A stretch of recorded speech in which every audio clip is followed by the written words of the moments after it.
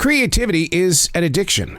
It's that one thing we go to when we need something right now, and sometimes it'll look at you going, yeah, I'm not ready for you. No, you come back when you're in a different mindset. I mean, creativity plays us like a puppet, and you're sitting there sometimes going, well, what am I supposed to do? Now I feel blocked. No, that's because creativity made you blocked. It allowed you to feel that way, and that's where you just got to have that conversation. Unplugged, because we will always say yes to creativity. Totally Uncut, because we all make mistakes, so turn it into a tool. This is Arroe Unplugged. I write in a forest. I go there to listen. What started at the Billy Graham Library right here in Charlotte, North Carolina, has evolved into a lifelong journey. Something was moving through me. I've heard a calling. These aren't my words. These are the lyrics from Billy's Forest. Chapter number 283. October 9th, 2021. The leaves continue to fall. The term fall was actually introduced in the 1500s and is truly connected to the fallen leaves. So in essence, for those who believe, we see the third season of the year as a time of transition and or a celebration of life. Leaves give to the tree, not only water for the roots, but shade for the trunk.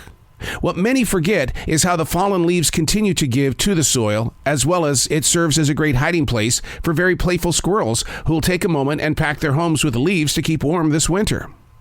I love how leaves on the forest floor tend to glow while dancing in the morning sunrise. Understanding the full circle is a lifetime journey. I wouldn't have this page to write upon if the leaves hadn't grown to the tree. I feel the same is true with pine needles. The white pines in this forest are endlessly giving, which usually goes unnoticed because the human being is a taker.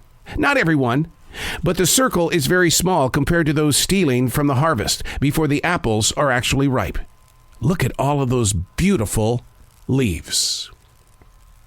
I'm one of those strange people that looks at what is happening in the everyday world, and I want to know the continuation. I want to know the process of the origin and how we are where we are and what is going to grow forward. I just spent some time with a singer-songwriter from Florida.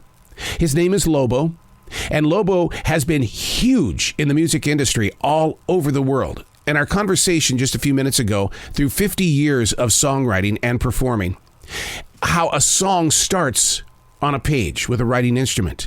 The left hand reaches over and it can feel the texture of what that hand put into that page. And somehow, some way, it becomes the song. The song then reaches through the speakers and hits you. And when you least expect it, you're sharing that song with a passerby. I love continuations like that. And that's what the leaf does for me. I'm sitting in a studio right now that overlooks a forest here in South Charlotte, North Carolina. And every morning I see these trees. Now, because it's winter, this is February of 2022, many of the elm are naked. They're just out there going, da-da-da, here I am. How do you like my trunk? And then I've got the white pines and the leland. And so many of these trees speak a language that says, so you know what I look like today. But you also know what I looked like when I was just a seedling. How you like me now? But like I said, a very small circle of people will understand that continuation because it starts off with a raindrop, becomes a seed, the seed becomes the tree becomes the paper, the poet has a place where he can put his words, and somehow, some way, we connect. Understanding your connection. What are you passing forward? Have you sat down just to do one thing? Share your story, or someone will write it for you.